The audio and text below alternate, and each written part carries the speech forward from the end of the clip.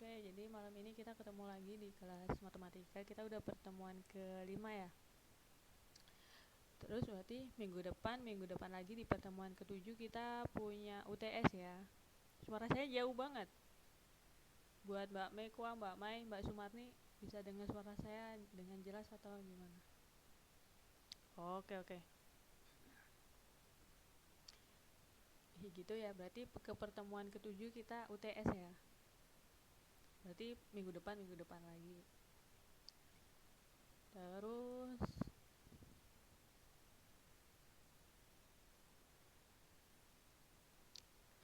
nah, untuk jawaban dari PR yang kemarin,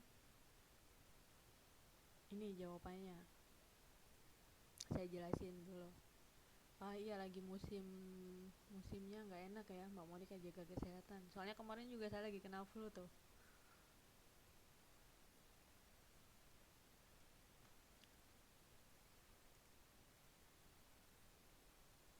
Nah, yang oke.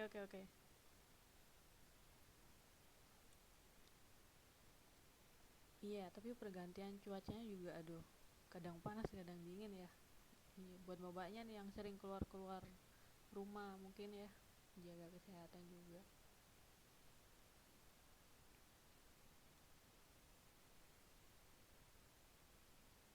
Nah, ini untuk PR kita yang kemarin ya, yang nomor 4. Ini kemarin udah kita bahas di pertemuan minggu kemarin.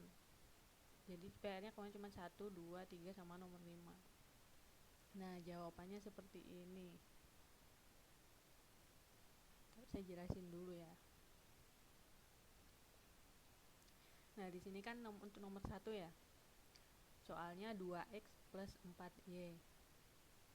Terus di sini sudah dikasih di jawabannya ada 2 di dalam kurung kosong berapa.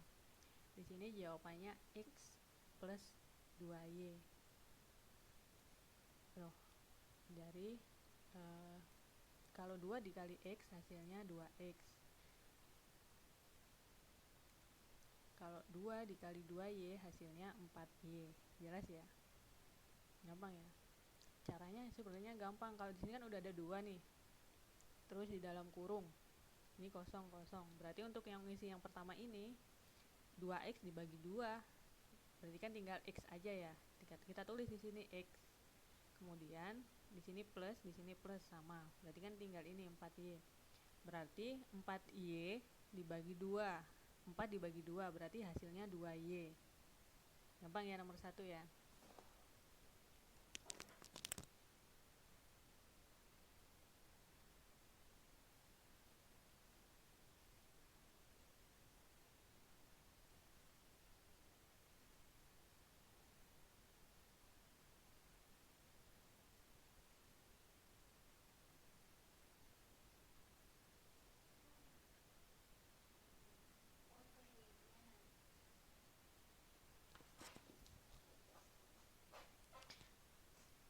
Iya.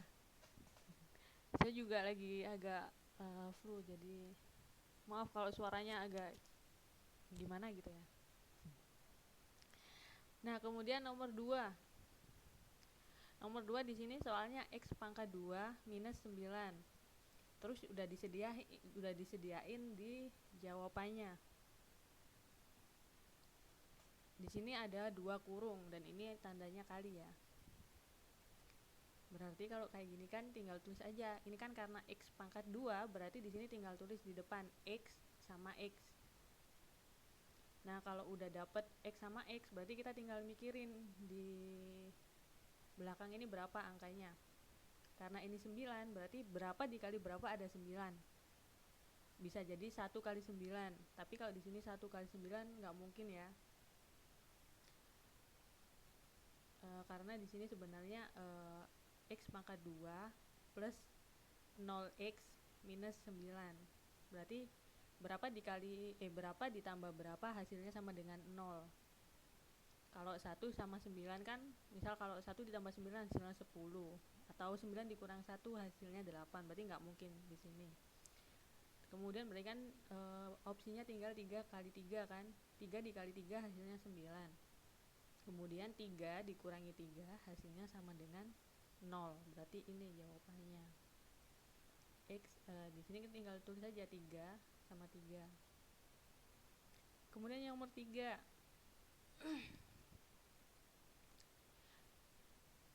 Nomor 3 ini kan di sini ada soalnya x kuadrat plus 6x plus 8. Nah, di jawabannya dia dikasih sudah ada jawaban x pangkat 2 ditambah titik-titik ditambah titik-titik ditambah 8. 8 dari sini ya. Berarti kita tinggal mecah untuk yang tengahnya aja. Di sini kan ada 6x.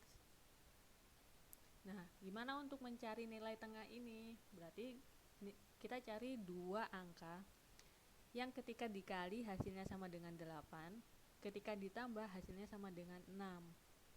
Berarti kan 4 sama 2. Kalau 1 dikali 8 hasilnya 8, tapi kalau 1 ditambah 8 hasilnya kan 9, bukan 6, berarti nggak bisa. Kayak gitu ya. Kemudian sebenarnya itu tuh salah yang udah dikasih di sini ya, nomor 3 ini. Ini tuh salah.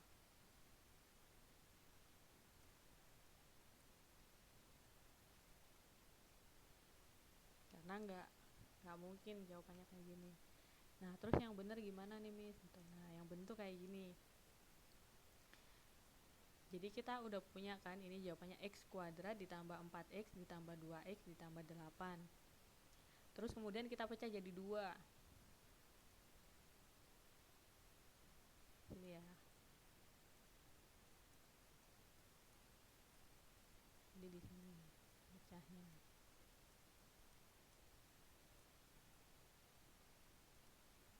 Nah, ini kan x kuadrat. Ini ada 4x. X-nya kita keluarin 1.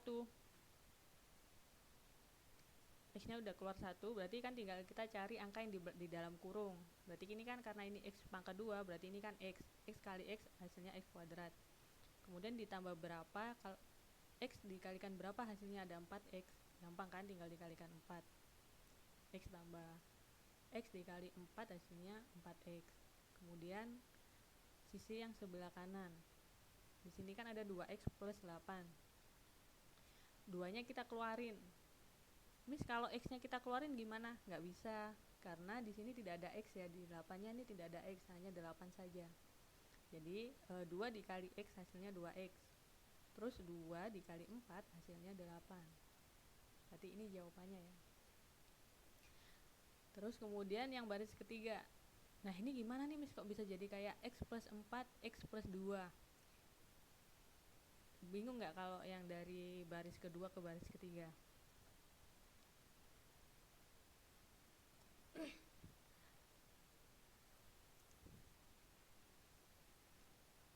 Ada yang kebalik ya. Nah, untuk merubah dari baris ke 2 ke baris ketiga, itu gini caranya. Kalau Mbak perhatiin ya, di dalam kurung ini, baik di sebelah kanan ataupun kiri, ini nilainya sama. Coba dilihat yang di dalam kurung. Nah, ini nilainya sama.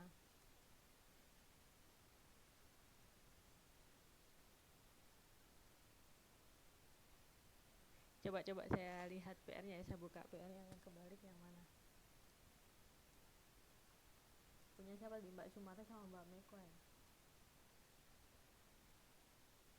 Tunggu ya, saya cek dulu.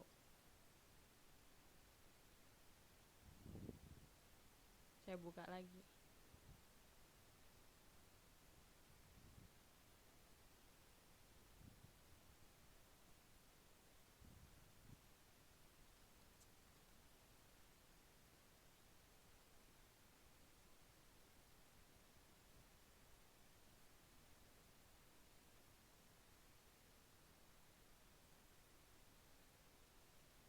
Oh, kebalik di baris ketiganya ya. X di sini kan saya tulis x plus 4 sama x plus 2.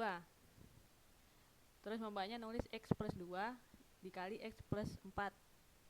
Jawabannya sama, jangan khawatir.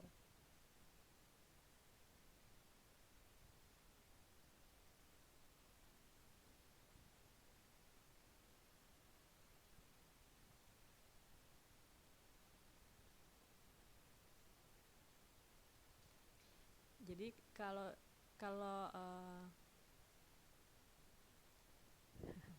boleh dibolak-balik ini kan ya x plus 4 sama x plus 2. Ada yang kebalik, x plus 2 nya ditaruh di depan, x plus 4 nya ditaruh di belakang, boleh. Kenapa? Karena kalau kita kalikan lagi, misal x kali x hasilnya x kuadrat.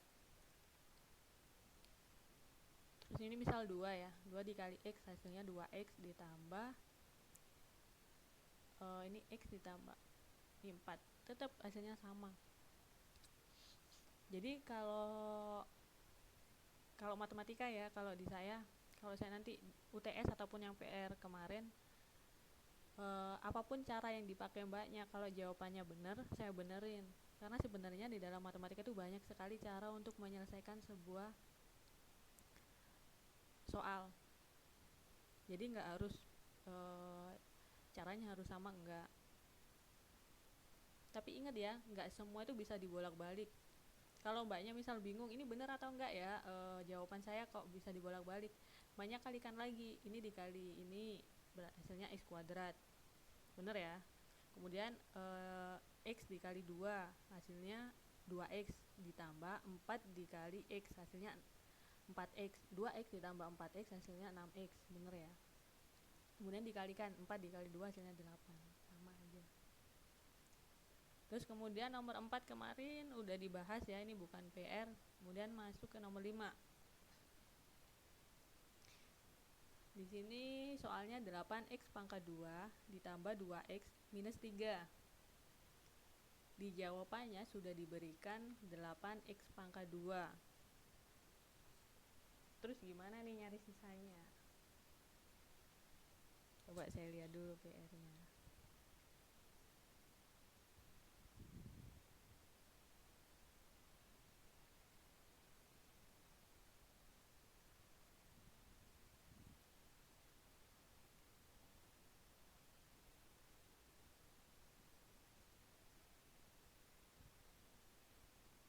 Nomor 5.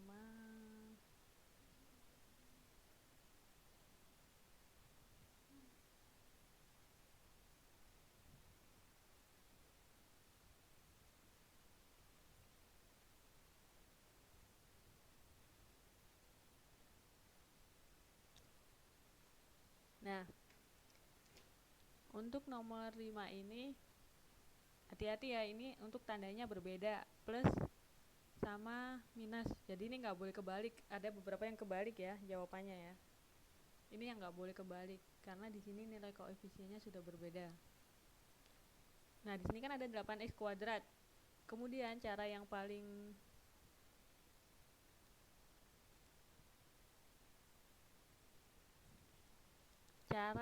gampang itu umpamanya tulis lagi 3 ini pasti sama ya, 3 sama dengan soalnya.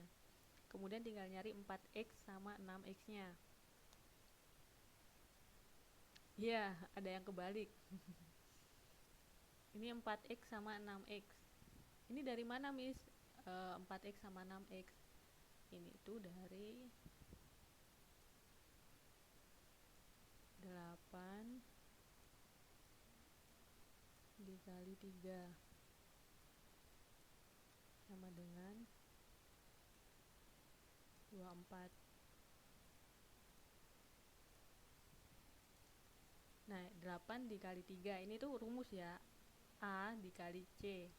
8 dikali 3 sama dengan 24. Berarti kita cari dua angka yang jika dikalikan hasilnya 24 dan jika dijumlahkan hasilnya 2. Berapa dikali berapa hasilnya 24 dulu? 6 sama 4 ya.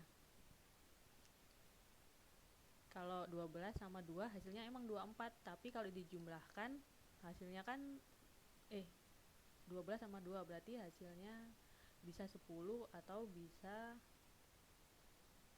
14 ya. Berarti bukan, hasilnya tuh harus 2 kalau dijumlahkan, berarti kan 4 sama 6. Nah, kemudian hati-hati nih, tandanya beda. Ini minus, ini positif.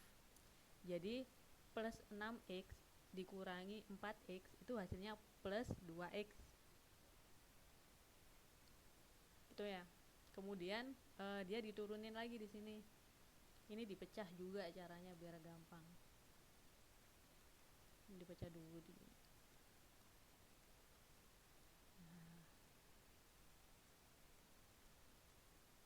kayak gini ya. Kemudian di sini dicari, iya ini tuh minus ya, hati-hati ya, untuk tandanya ini harus teliti karena ada yang kebalik ya tandanya ya. Jadi ini tuh 4-nya turun, berarti kan 8x kuadrat dibagi 4x, hasilnya 2x, tulis di sini. Kemudian 4x dibagi 4x, tinggal 1. Udah.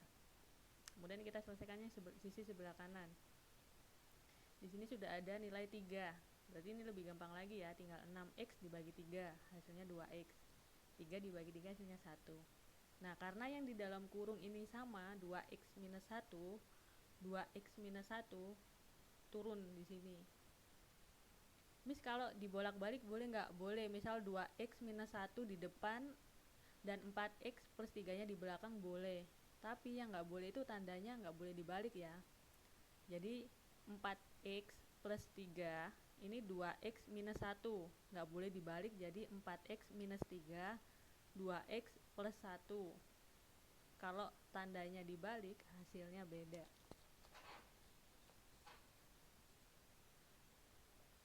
Gitu ya.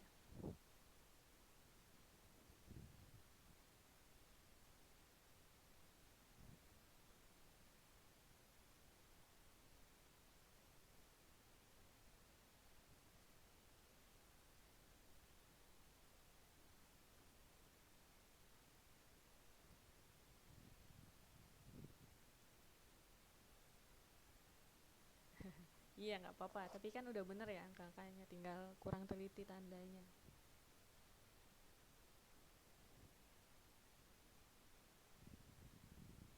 Ini Mbak Maifuza kenapa apanya yang nggak bisa dibuka Mbak?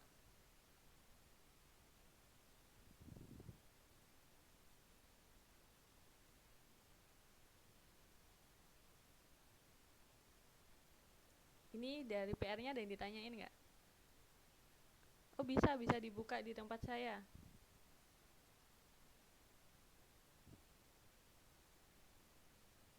Maksudnya dibuka di mana? Di tempat saya bisa dibuka dengan jelas kok.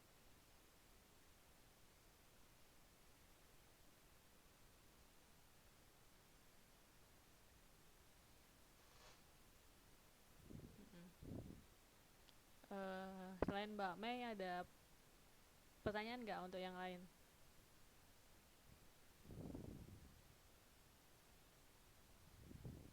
Untuk PR ini ya, gampang ya.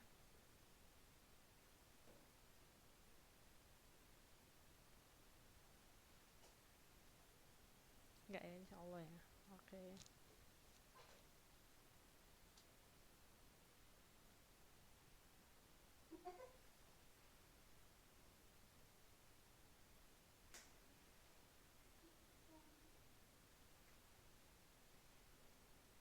Terus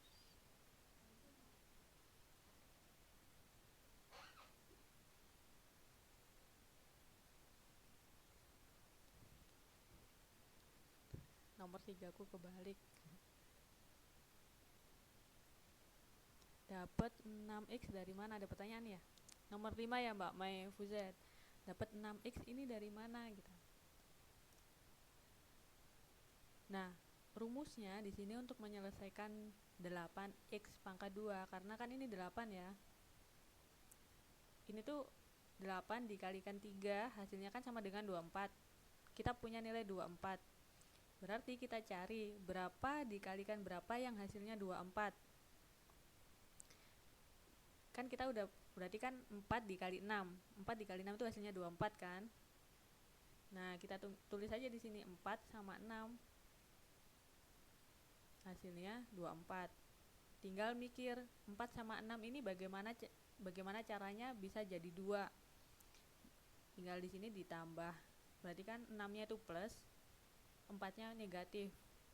Plus 6x dikurangi 4x hasilnya plus 2x. Jadi 6 ini tidak berdiri sendiri, tapi 6 ini cara mencarinya harus digandengkan dengan 4x-nya ini. Rumus nilai 24 ini dari mana? Dari 8 dikalikan 3. Ini tuh rumus.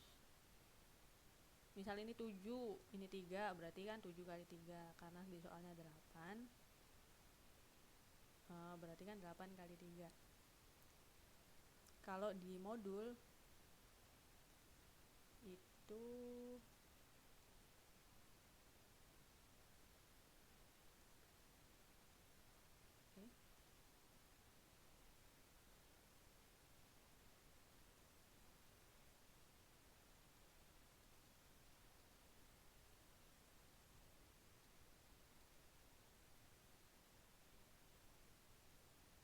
halaman berapa ya?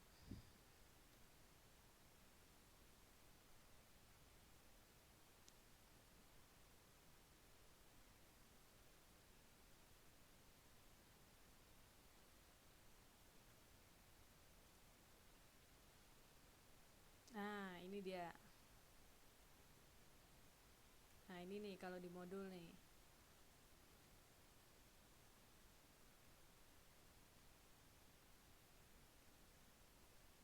Di halaman 13 ya kalau di modul. Ini tuh rumus. Oke, ya udah.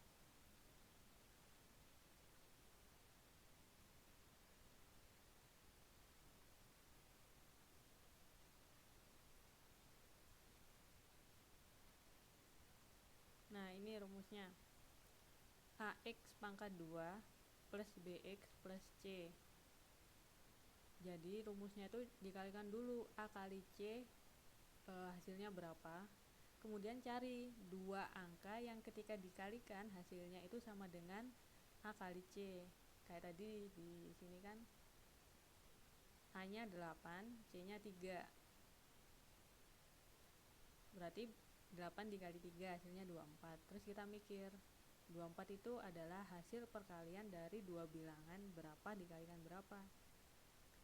Terus ketemu 24 itu bisa adalah hasil perkalian dari 4 dikalikan 6. Tulis di sini 4x sama 6x. Udah deh, gitu.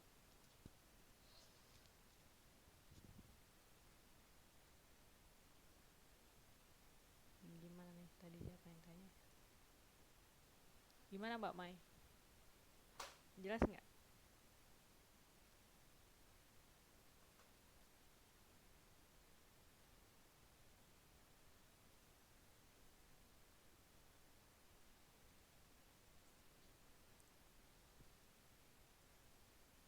Jelas nggak penjelasan saya atau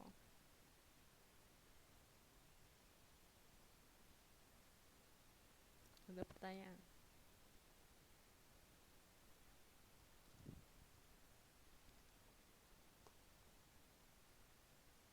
Paham, cuman kemarin yang saya cari faktornya iya sama aja. Makanya tadi yang saya bilang kan kalau bahasa matematikanya kan mencari faktor dari 24 gitu kan. Tuh.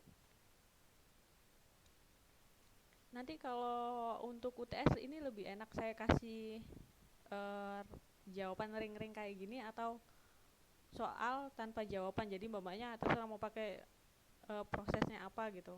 Kalau ini kan enak ya, udah ada jawabannya, ini udah dituntun gitu ya kitanya ya. Ada pertanyaan dari Mbak Monica, nomor 3 Miss, bukannya hasilnya sama ya, aku 2 dulu baru 4. Sama Mbak, tadi kan udah saya jelasin ya, untuk nomor 3 ini boleh dibolak-balik, kayak Mbak Sumarni sama Mbak siapa tadi yang jawabannya kebolak-balik, ini boleh dibolak-balik untuk nomor 3. Ya Mbak Meiko ya, boleh ini X plus 2 dulu di depan boleh, karena kalau dibolak-balik hasilnya juga sama. Berbeda dengan nomor 5, ini kalau dibolak-balik hasilnya beda. Maksudnya kalau dibolak-balik tandanya ini kan ya, ini plus ini minus, ini yang nggak boleh dibolak-balik. Oke, sip ya.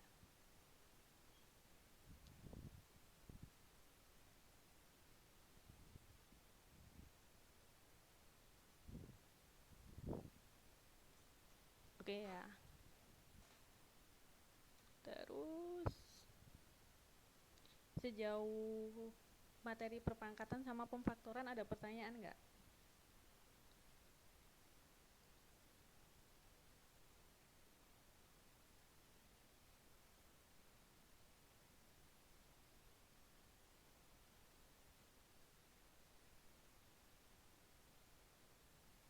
Kalau nggak ada pertanyaan tentang materi yang kemarin, saya lanjut ke materi yang baru.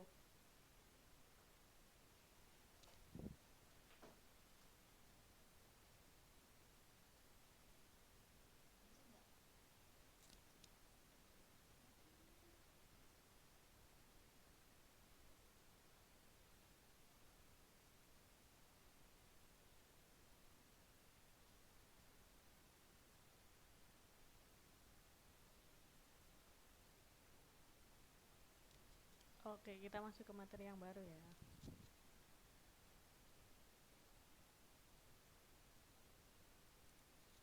Materi selanjutnya tuh merupakan relasi dan fungsi.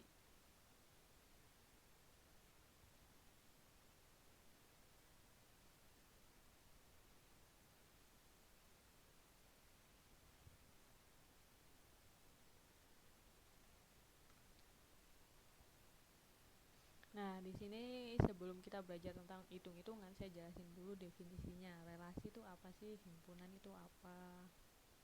Fungsi itu apa? Nah, di sini kan kita akan belajar tentang himpunan, anggota himpunan, himpunan bagian dari suatu himpunan.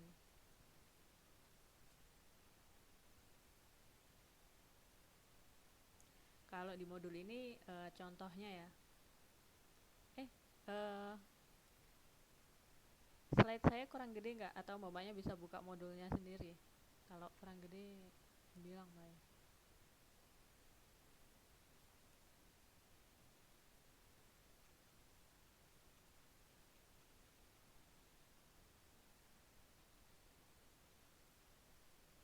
Nah, di sini dijelasin contohnya ya, yang disebut himpunan relasi itu gini. Kalau di buku ini dulu ya. Misalkan nih, di sini dijelasin ada kumpulan anak yang terdiri dari Basuki, Komala, Kusnandar, kurang ke kanan.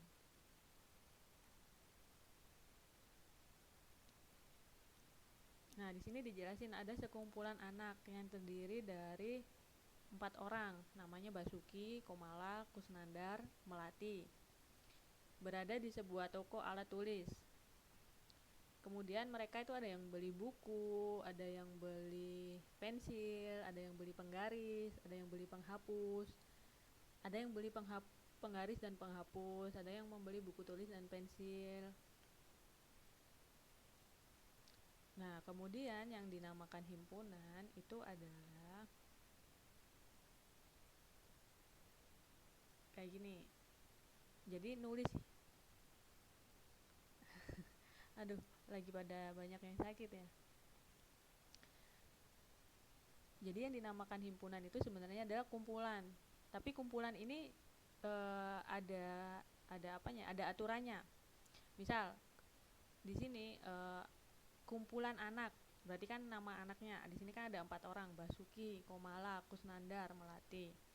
Kemudian di sini dikelompokkan lagi himpunan alat tulis. Tadi siapa aja? Himpunan alat tulis berarti kan alat-alatnya apa aja? Buku tulis, pensil, penggaris, penghapus, ballpoint, tempat.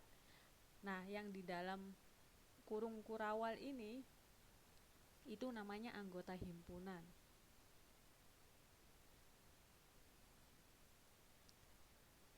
Nah, yang dinamakan relasi itu adalah hubungan dari himpunan A ke himpunan B dengan memasangkan anggota-anggota himpunan A dengan anggota himpunan B. Kalau mbaknya masih bingung kayak gini aja.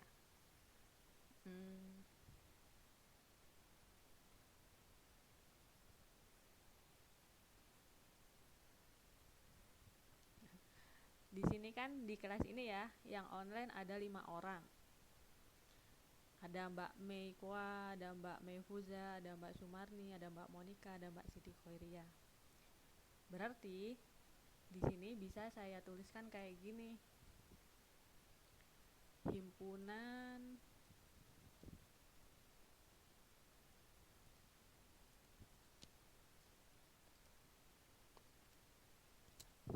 apa nih namanya nih? Himpunan murid. Gitu aja ya. Himpunan murid sama dengan kurung kurawal namanya Mbak Mai, ada berapa? Mbak Sumarni, terus Mbak Monica sama Mbak Siti.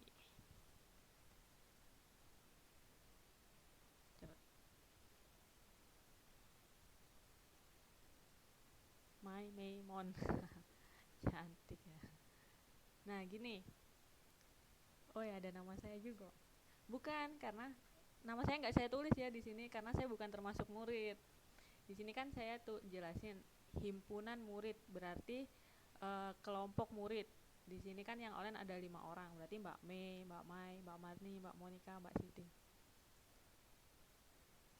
Gitu ya, itu namanya himpunan. Himpunan murid. Karena saya bukan murid, jadi saya nggak bisa masuk ke sini.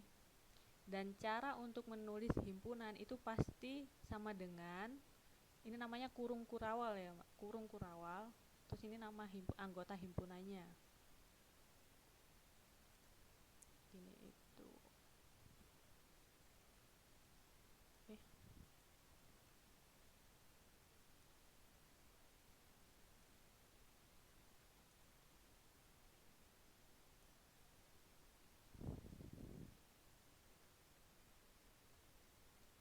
Anggota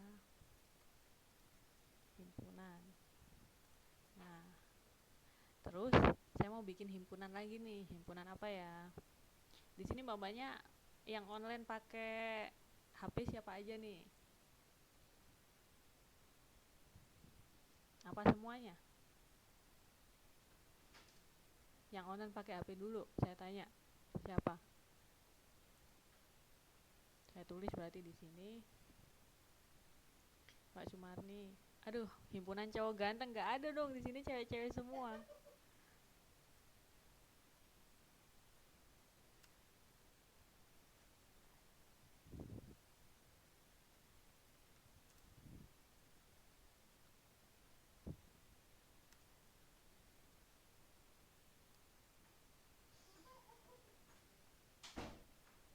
Himpunan jomblo boleh habis ini mbak. Himpunan pengguna HP ada berapa nih?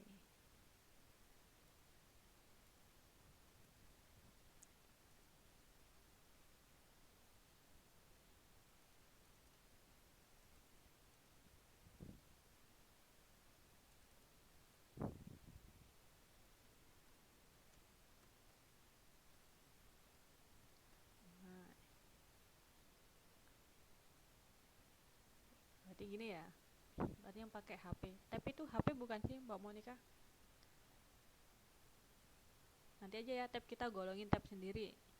Berarti 2 orang. Gini. Jadi terserah kita, ini namanya himpunan atau kelompok boleh. Jadi cara menulisnya harus di dalam kurung kurawal ya.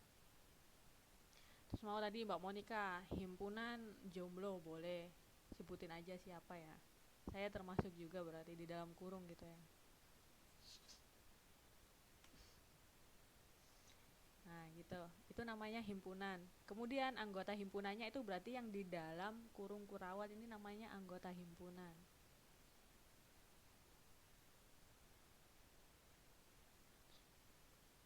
Mbak Sumarni jomblo beneran?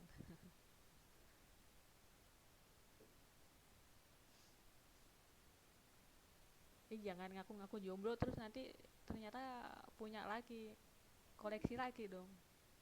Ada nggak sih kalau perempuan kayak gitu? Laki ya yang banyak kayak gitu ya, udah punya pacar ngakunya jomblo. Nggak tahu juga sih zaman sekarang.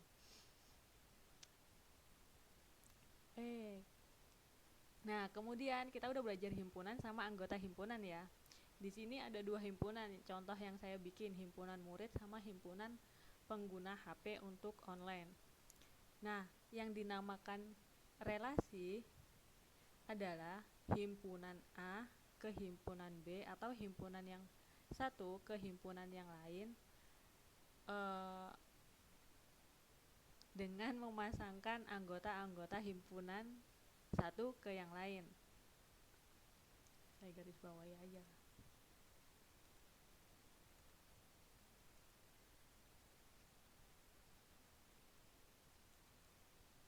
Nih ya.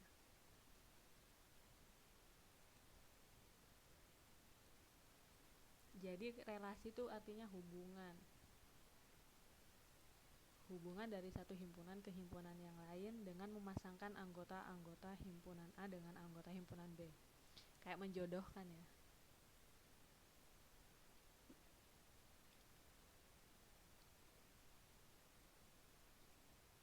Nah, di sini ada bagaimana cara menyajikan suatu relasi. Karena relasi tadi itu definisinya adalah menghubungkan dari satu himpunan ke himpunan yang lain atau dari satu kelompok ke kelompok yang lain dengan menghubungkan anggota-anggota himpunannya. Kita bisa merelasikan, menyajikan itu banyak macamnya. Di sini kita belajar dulu dengan cara pakai tabel dulu ya. Di sini ada 3 cara untuk menyajikan suatu relasi, yaitu dengan diagram panah, diagram kartesius, dan himpunan pasangan berurutan. Kalau saya sih senang yang diagram panah ya, karena gampang dipahamin. Nah, ini contoh untuk relasi pengambilan data mengenai pelajaran yang disukai pada 4 siswa. Nah, berarti ini kan relasi antara siswa dengan pelajaran yang disukai. Ini ya, ini berarti namanya relasi antara siswa dengan pelajaran yang disukai.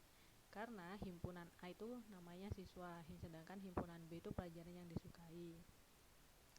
Atau misal kalau kita pakai bikin contoh sendiri di sini, kita bikin di sini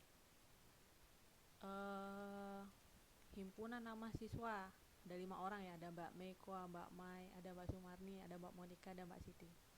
Kemudian kita bikin himpunan tadi, contohnya himpunan yang masih jomblo, siapa aja di sini? Saya, Mbak Monika, Mbak Sumarni, dan lain-lain. Contoh ya. Kalau di sini kan ada nama siswanya Ahmad, Munir, Nanang, Fitra. Kemudian pelajaran yang disukai apa aja di sini? Kesenian, bahasa Indonesia, kesenian, agama, matematika, IPS. Iya nih, ngomong-ngomong pelajaran. Sejauh mbak-mbaknya ikut sekolah ini, apa sih pelajaran yang paling disenengin? Saya pengen tahu nih.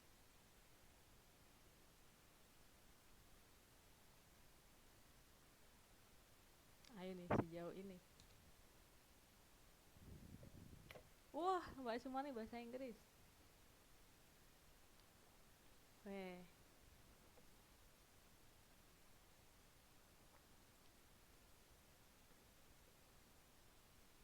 Kenapa tuh suka bahasa Inggris tuh?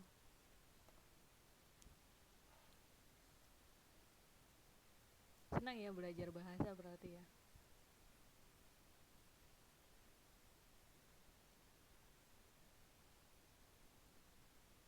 Oh,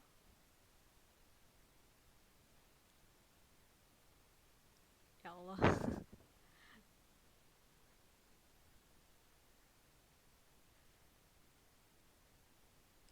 Ah, ada yang suka IPS. Iya ya. Nah, ini juga itu termasuk himpunan dan relasi ya, pelajaran yang disukai sama siswanya. Kemudian itu untuk yang pertama. Ini yang pertama menggunakan tabel. Kemudian yang kedua itu menggunakan diagram panah.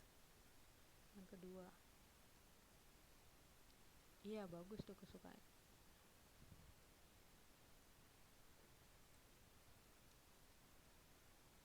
Kalau saya dulu waktu sekolah suka olahraga ya, karena enak pelajarannya di luar kelas.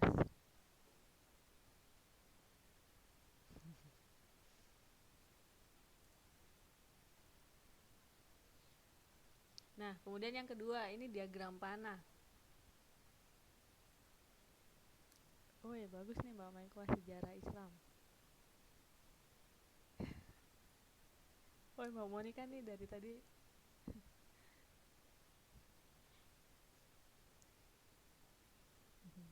Nah, kemudian ini diagram panah. Nah, kenapa ini saya suka diagram panah karena dia lebih lebih apa ya? Menurut saya lebih menyenangkan aja.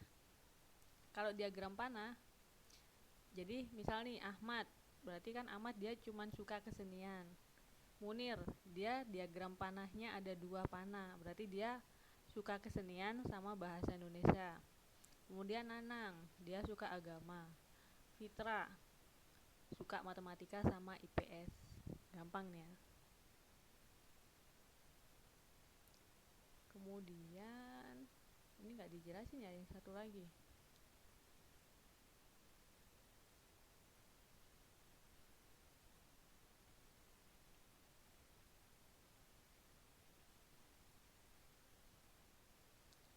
Oke, saya jelasin untuk yang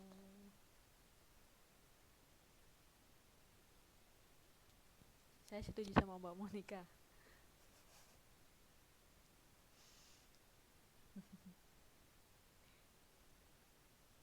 Yang bikin buku nggak mungkin sibuk banget dia orangnya. Soalnya banyak bukunya, aduh banyak banget. Soal aja tadi seperti yang di PR itu kan salah juga ya. Dan banyak soal yang salah. Padahal kalau matematika kan kayak nulis kali pangkat 2 sama kali 2 aja kan udah apa ya, akibatnya efeknya gede banget tuh.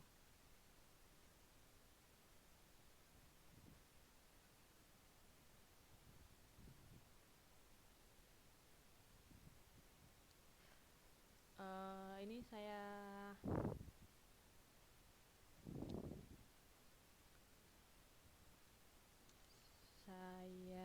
jelasin untuk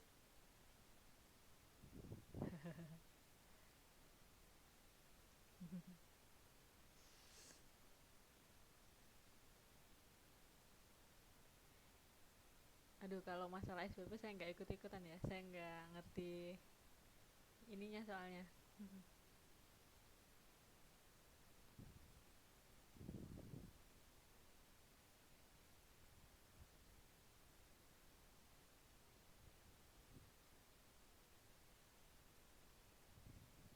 Nah kalau diagram kartesian ini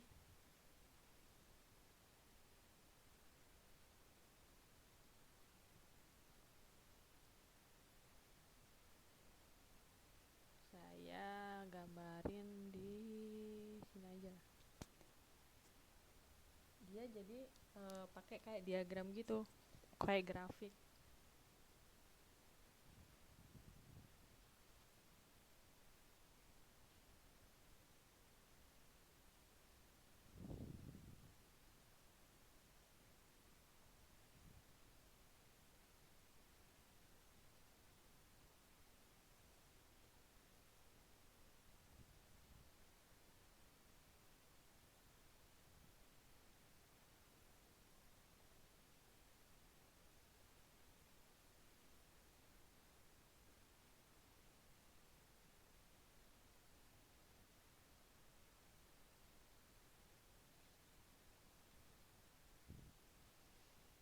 Bentuknya cuma seperti ini doang kalau diagram kartesian.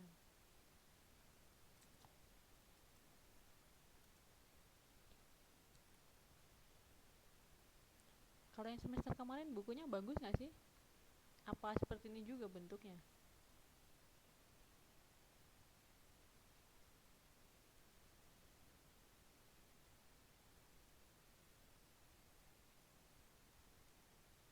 Oh, bagus ya berarti.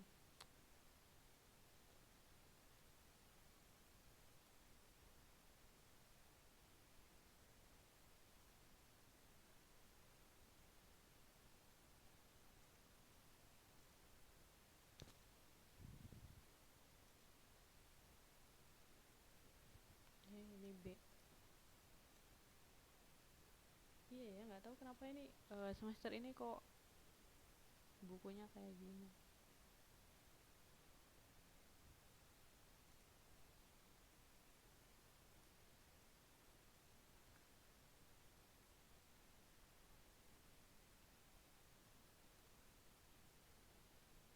Nah, bentuknya diagram kartesian itu kayak gini doang. Misal ini himpunan, pointer saya mana? Ini himpunan A, ini hubungan antara himpunan A dengan himpunan B. Misal anggota himpunan A itu nama siswa siapa, tinggal tulis aja di sini. Kemudian ini pelajaran yang disukai, berarti dia di sini himpunannya di titik ini. Ini diagram kartesian ya namanya ya. Gitu. Saya tulis aja di sini. Misal Ahmad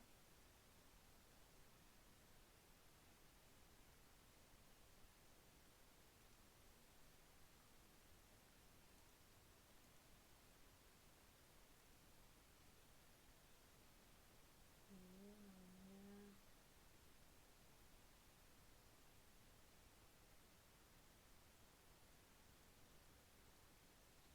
begini ya.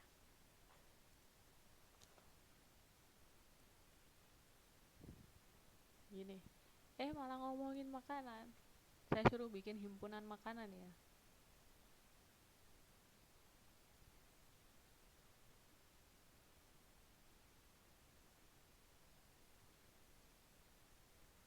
Nah, itu himpunan sama anggota himpunan sama relasi. Ya Allah.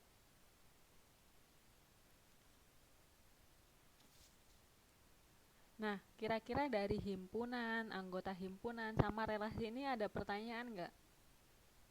Dari bagaimana cara menyajikan, bagaimana cara memahami, bagaimana cara menghubungkan. C. Ada pertanyaan nggak? Ini saya tanya kue loh nanti. Paham ya? Oke ya.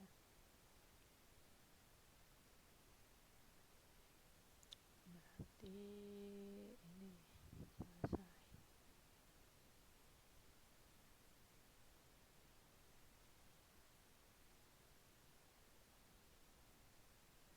Terus berarti ini kita belajar tentang fungsi dan pemetaan.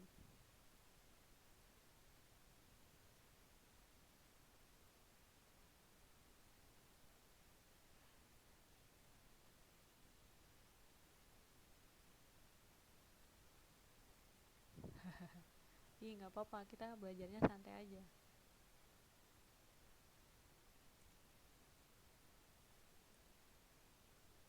Kita sampai relasi.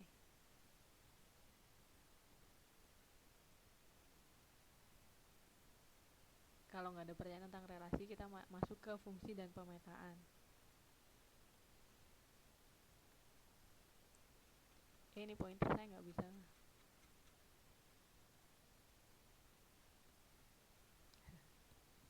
Nah, di sini ada data mengenai nama siswa sama berat badan. Ini nggak sopan banget ya, di sini ada berat badan sama siswa. Nah, ini termasuk salah satu contoh relasi berbentuk panah ya, diagram panah. Nah, di sini kan dari tabel ada nama siswa Anita, Bambang, Desinta, Yunita, Yuliana. Kemudian ada berat badannya. Ini disajikan secara diagram panah.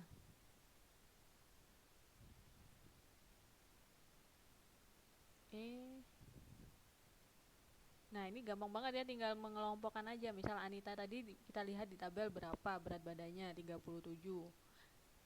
Ya, kita panah aja ke 37, gampang kan ya?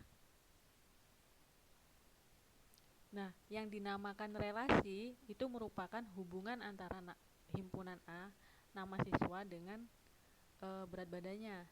Jadi relasinya ini relasi ini itu namanya relasi.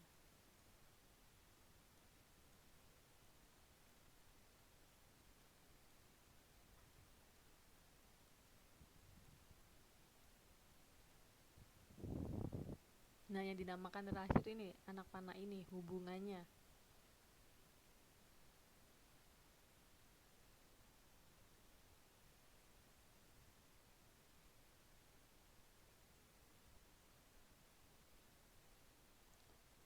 Nah, kemudian dari diagram ini bisa kita ketahui pengelompokannya. Ada Mbak Siti, seperti teman kerja juga disebut relasi ya, Miss? Iya. Pasangan kita juga disebut relasi loh, relasi untuk menjalani kehidupan. Cie, bahasa saya, pelajaran matematika jadi pelajaran bahasa Indonesia. Iya nih ya, lagi Sabtu malam minggu. Iya nggak, Mbak Mon? Nah, itu kalau bahasa Inggrisnya apa tuh relasi tuh?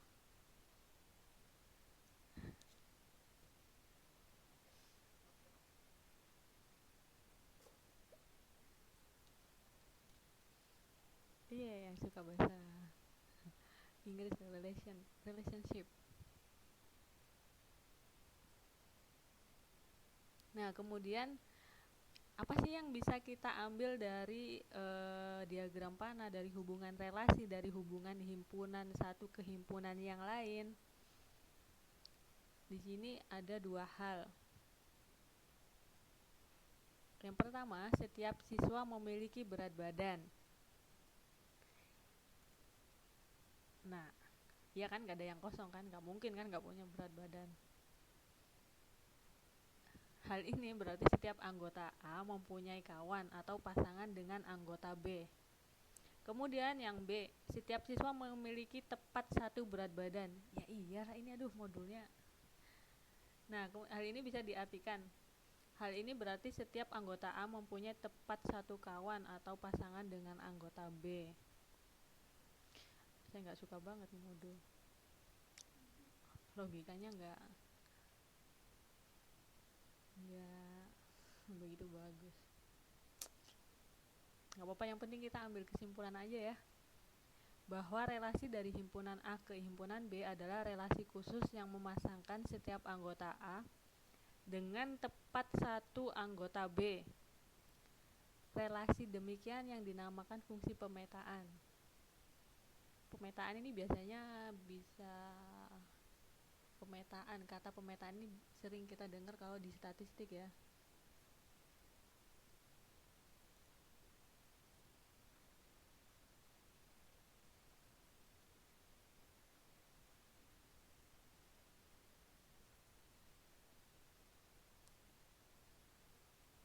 Nah, kemudian jadi syarat suatu relasi merupakan pemetaan atau fungsi syarat suatu relasi merupakan pemetaan atau fungsi adalah jika di himpunan A memiliki pasangan di himpunan B. Setiap anggota A dipasangkan dengan tepat satu anggota B. Itu dinamakan pemetaan atau fungsi. Jadi ada juga namanya relasi yang dia memiliki dua pasangan. Contohnya di yang tabel sebelumnya. Nah, di tabel yang diagram ini, diagram yang pelajaran yang disukai, ini namanya bukan pemetaan ya, bukan fungsi. Karena ada satu anggota himpunan di A yang memiliki dua pasangan.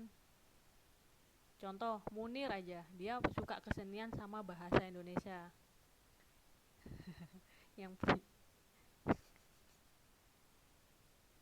saya lebih suka logikanya Mbak Monika nih daripada modul ini nih.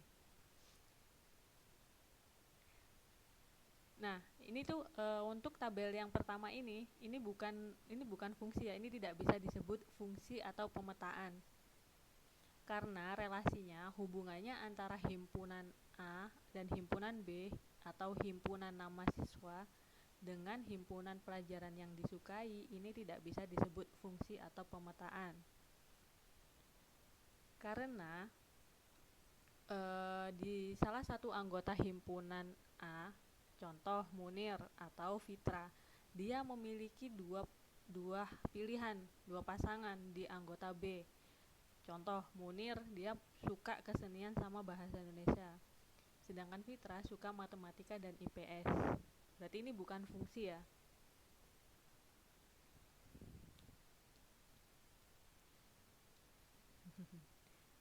Kalau saya mah setuju aja dengan poligami ya, tapi saya nggak mau dipoligami. Ece. Dari tadi ngomongnya gitu-gitu mulu ya.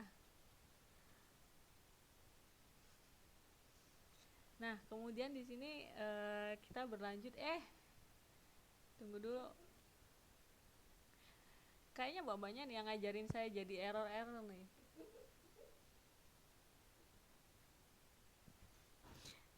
Dari fungsi sama pemetaan.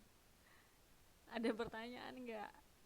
Relasi bisa disebut fungsi ketika setiap anggota suatu himpunan dari A memiliki pasangan di B dan dipasangkan tepat satu anggota B. Gitu ya.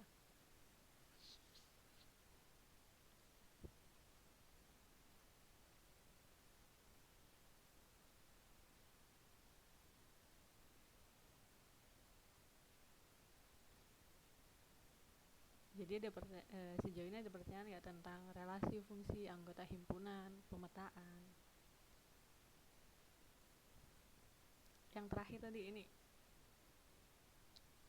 Jadi sebuah hubungan, sebuah relasi bisa dinamakan pemetaan atau fungsi ketika setiap anggota dari satu himpunan mempunyai pasangan di himpunan tadi. Ya, Mbak Siti nih. Biar gampang diingetnya nih, Mbak ya. Relasi bisa disebut pemetaan atau fungsi ketika dia nggak dipoligami.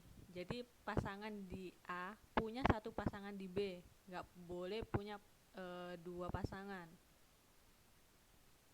Tapi untuk bahasa matematikanya, suatu relasi merupakan pemetaan atau fungsi ketika setiap anggota satu himpunan memiliki pasangan tepat satu anggota di himpunan yang lain.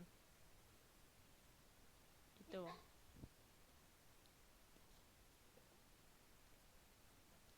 Oke.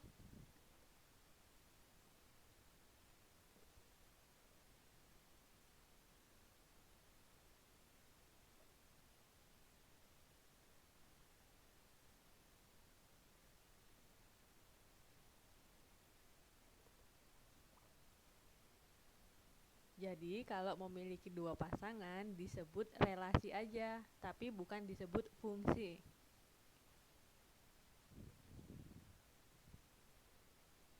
Wih, langsung oke.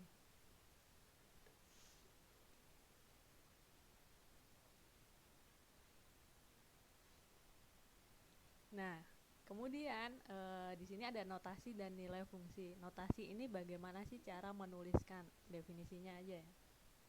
Sama nilai fungsinya. Di sini ada gambar diagram.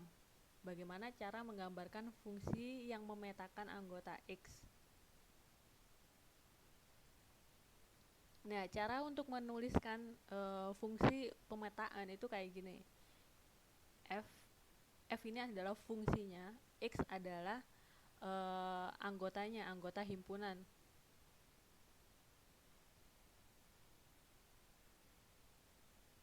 Jadi jika kalau bapaknya ketemu tulisan misalnya kayak gini ya, F titik 2 X tanda panah Y, itu berarti fungsi yang memetakan anggota X ke himpunan A ke himpunan B, anggota himpunan B. Biasanya kalau kayak gini ketemunya biasanya di hitung-hitungan grafik. Atau paling gampang nih ya, kalau di matematika lanjutan, kalau udah nanti SMA dan seterusnya, biasanya kita baca fx aja, fungsi dari X. Biasanya dia punya rumus di sini apa gitu, macam-macam. Nah, ini yang penting.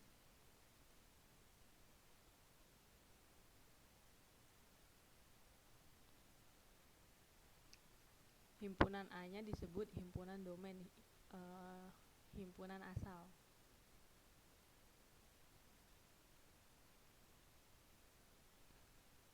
Nah, ini yang saya maksud tadi untuk fungsi.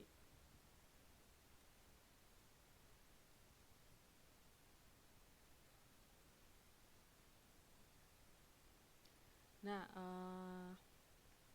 kalau untuk definisinya nggak perlu saya jelasin secara detail ya, karena mbak-mbaknya bisa baca di sini. Yang saya jelasin dengan detail itu contoh dan penggunaannya aja, dan bagaimana cara menyelesaikan. Karena di matematika apa ya, kalau definisi mah bisa mbaknya bisa googling, bisa tanya, bisa buka buku kalau lupa. Tapi kalau proses bagaimana cara menyelesaikan itu kadang yang nggak bisa di googling, nggak bisa dilihat di buku. Karena kadang bukan hanya masalah angkanya udah beda, tapi bentuknya udah beda. Kalau matematika kan kayak gitu ya. Nah, jadi di sini saya langsung menjelaskan tentang fungsinya, bagaimana cara menyelesaikan fungsi dan bagaimana cara menggunakannya. Jadi kalau umpamanya ketemu kata f dalam kurung x, ini berarti fungsi dari x atau rumus dari x paling gampang. Ini boleh macam-macam tergantung bentuk fungsi. Kalau di sini kan bentuk fungsi f di dalam kurung x sama dengan ax plus b. Ini tuh rumusnya. Ini boleh macam-macam. Nggak harus kayak gini. Terus kemudian di sini ada contoh. Jika diketahui fungsi f didefinisikan sebagai fx 2x pangkat 2 minus 3x plus 1. Ini di pelajaran kita yang sebelumnya yang mengenai perpangkatan dan pemfaktoran. Kemudian tentukan nilai fungsi fx untuk x sama dengan 2, x sama dengan min 3. Nah, ini caranya tinggal disubstitusikan aja. Apa sih maksudnya substitusi? Substitusi itu tinggal memasukkan nilainya aja ke fungsinya itu. Misal, ini kan tadi 2x pangkat 2 dikurangi 3x plus 1. Kita menyelesaikan yang pertama dulu dengan x sama dengan 2. Tinggal kita masukkan aja nilai x ke fungsi fx 2 pangkat 2. Ini 2 pangkat 2 ya, karena di sini pangkat 2.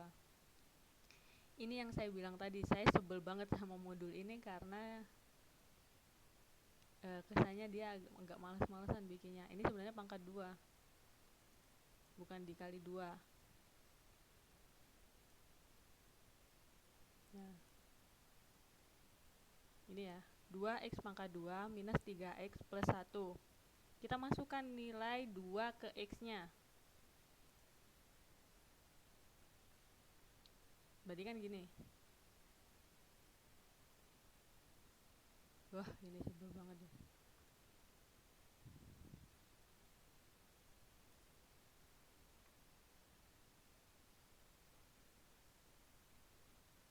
Ini salah ya. Ini jangan dilihat, ini membingungkan. Berarti kita ganti x-nya dengan nilai 2 di sini. Berarti dia 2 dalam kurung x-nya diganti dengan 2 pangkat 2 dikurangin 3 dikurung 2 ditambah 1. Loh Miss, kenapa ini kok ditulis pakai kurung? Biar kita bisa membedakan kalau di dalam kurung ini artinya dikali ya. Jadi kayak ini 3 dikali 2. Jadi saya kurung, ini pengganti x-nya. Nah, kemudian kita menyelesaikannya gimana? Berarti kan 2 pangkat 2. 2 pangkat 2 dikalikan 2. 2 pangkat 2 dulu berapa hasilnya? 4 ya. Dikalikan 2, 8. misalkan.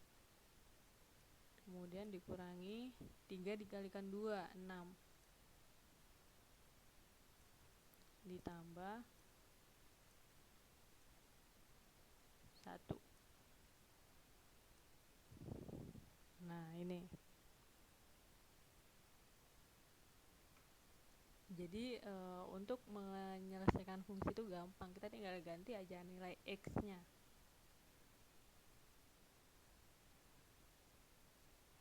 Terus untuk soal yang kedua, contoh soal yang kedua, X sama dengan minus 3.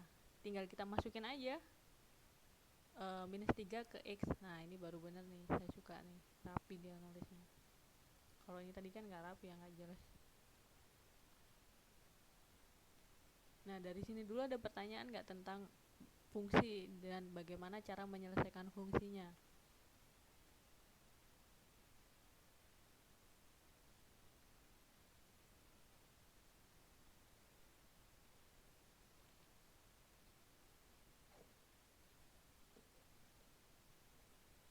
Nggak ada ya?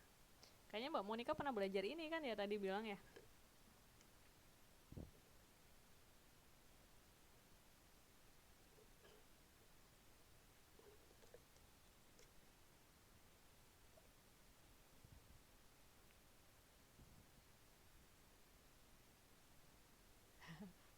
Oh, bercanda nih orang.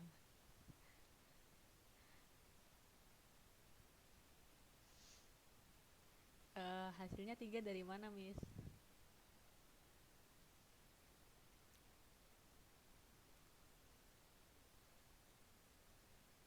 Sama dengan 8 dikurangi 6 dulu. Berarti 8 kurangi 6 sama dengan 2. Ditambah 1 sama dengan 3. Nah,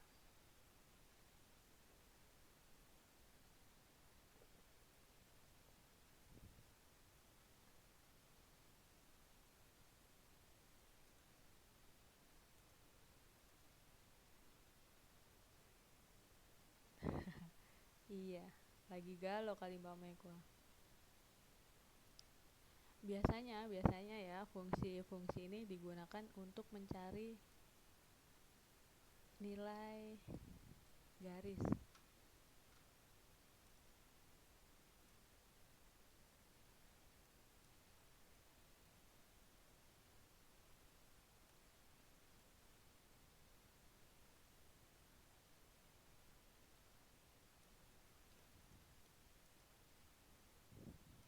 Kok nggak bisa digambar ya di sini?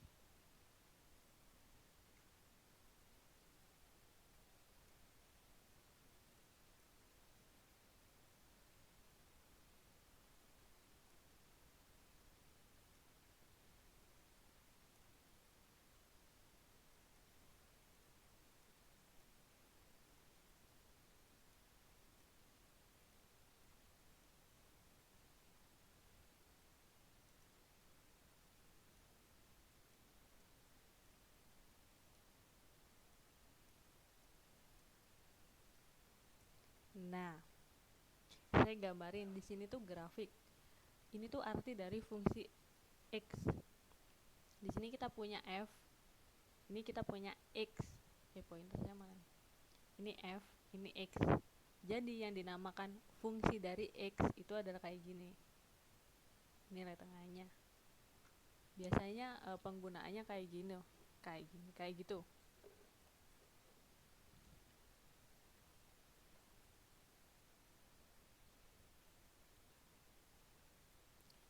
Terus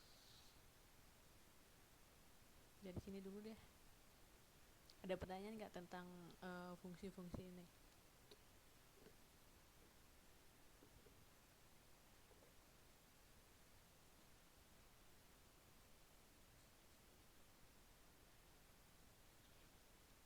Saya lagi mikir nih, pengen ngasih contoh ke bapaknya tentang pengaplikasian fx di kehidupan kita nyata. Tapi kalau saya kasih contoh mesin gitu, nangkep nggak ya nanti mbaknya?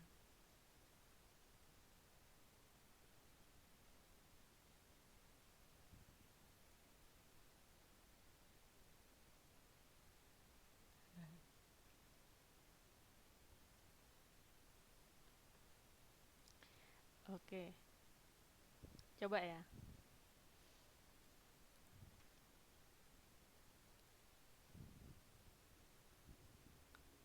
Pacaran aja nangkep. Masa pelajaran nggak nangkep? Contoh aja pengaplikasian fungsi X ini ya. Misal babanya naik motor, bisa pada naik motor nggak? Pada bisa naik motor kan? Atau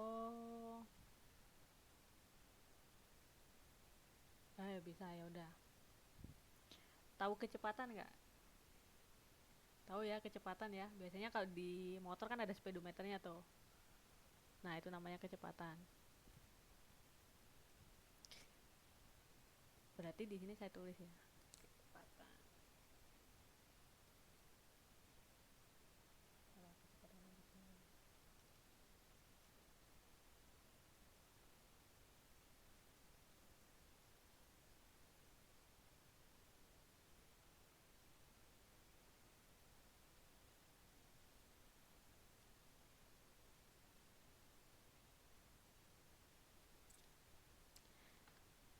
Nah, misalkan di sini ya, X-nya, fungsi dari X-nya ini waktu, F-nya ini kecepatan. Contoh, misalnya mbaknya dari naik motor dari Taipei ke Taoyuan. Kejauhan nggak? Nggak ya? Soalnya saya nggak ngerti kota-kota di Taiwan sih. Saya tahunya di Taipei sama Taoyuan ya, contoh. Naik motor nih dari Taipei ke Taoyuan atau sebaliknya Taoyuan ke Taipei. Kecepatannya 60 km per jam. Udah kenceng ya. 60 km per jam. Berarti kan waktunya kan 60 km per jam ya.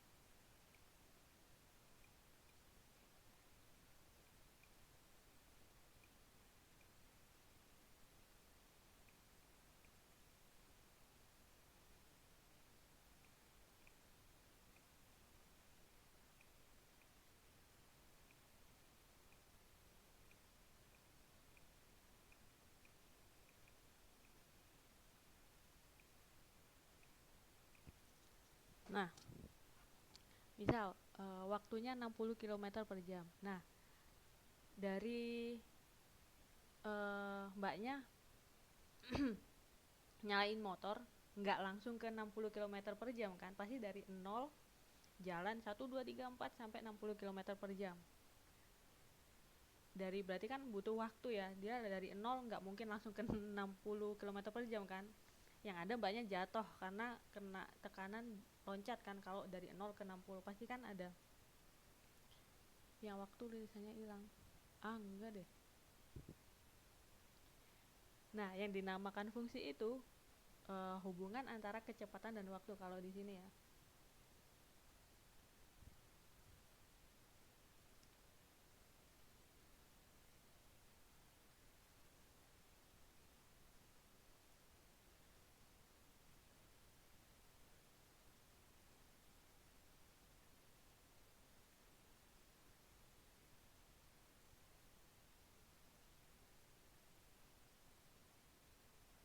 Nah, saya ulangin lagi ya. Mbaknya naik motor, dari mulai masukin kunci ke motor, nyetater, bahasa Indonesia nyetater apa ya, nyalain mesin, kemudian ngegas, narik gasnya, itu kan nggak langsung dari 0 km per jam dari posisi diam, nggak langsung ke kecepatan yang tinggi kan. Pasti dia dari 0 naik ke 1, 2, 3, dan 60 yang mungkin waktunya sangat cepat. Nah, itu namanya fungsi kecepatan dengan waktu. Kalau di fisika, dapat nggak ya pelajaran fisika? Fungsi hubungan kecepatan dan waktu itu nanti jadinya percepatan.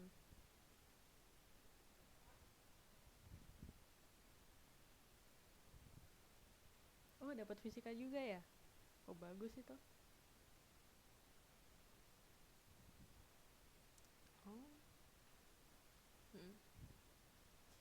Nah, itu fungsinya.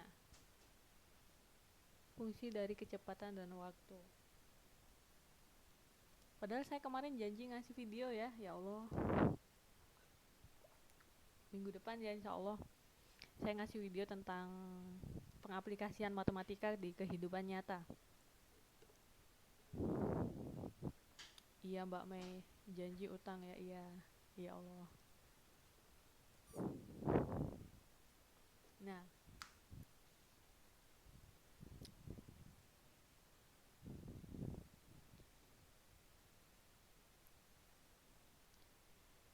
gitu.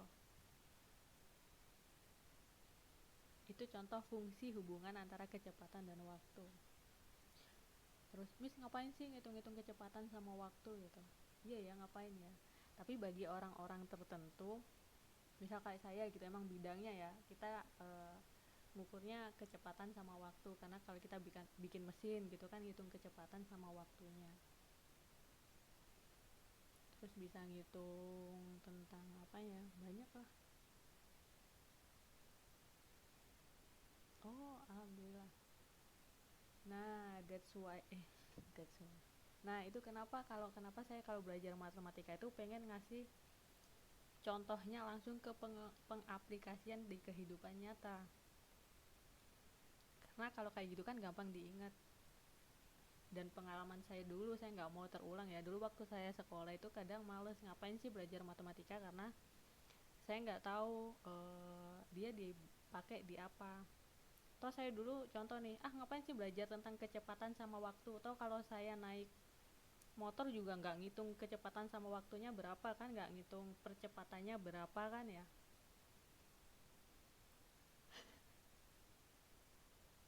Nah, tapi setelah saya gede tambah tua, jadi tahu di mana sih pengaplikasiannya gitu.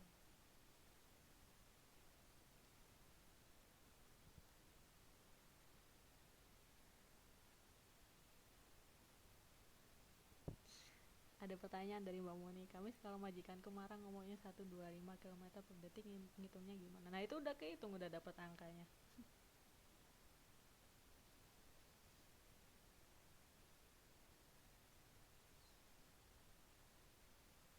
Gitu.